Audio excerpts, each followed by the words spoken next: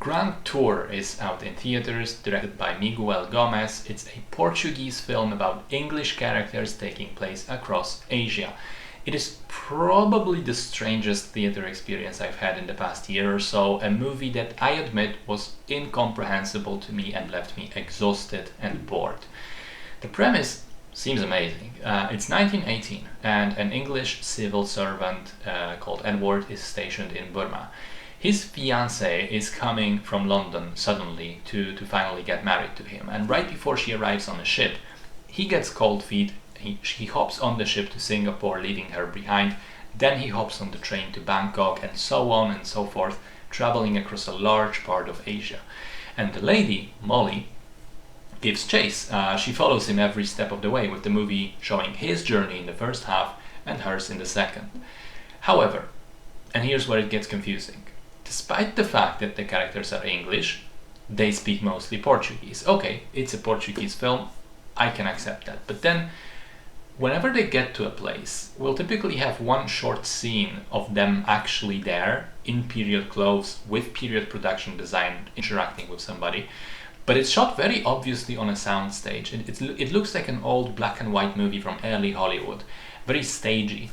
And then the rest of the sequence will have a voiceover narration explaining what the character was doing, who they were meeting, what they experienced in that location. But instead of seeing them do those things, we get footage of modern day locations. So for instance, when they talk about Edward arriving in Chongqing and what he was seeing there, we are instead shown modern day Chongqing. We are shown the massive apartment buildings and skyscrapers, modern cars on the roads, random people walking around, doing errands, singing karaoke.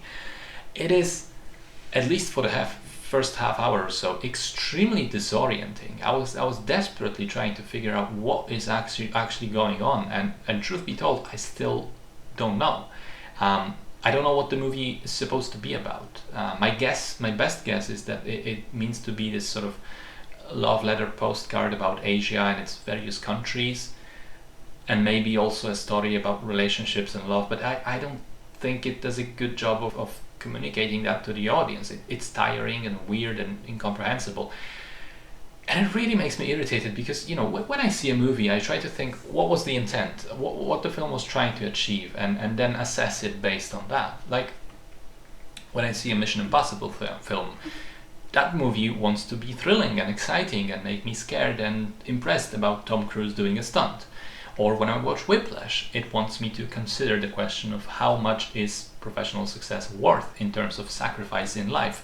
Do you have to survive a toxic, brutal environment in order to become a great artist? When I watched the Grand Tour, I do not know what the movie's intent was. I have no idea. If you do, and if you enjoyed it, please leave a comment and enlighten me. I would appreciate that, because I felt completely lost. 3 minor points at the end. 1, I like that each time we move to a new country, the voiceover narrator switches and speaks in the correct language. I thought that was a nice touch.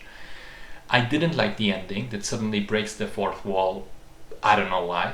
And I absolutely hated, and this is gonna sound like a very small thing, but I hated the laugh of Molly. It was like nails on chalkboard to me and was repeated way too many times, also seemingly for no reason. And that's it.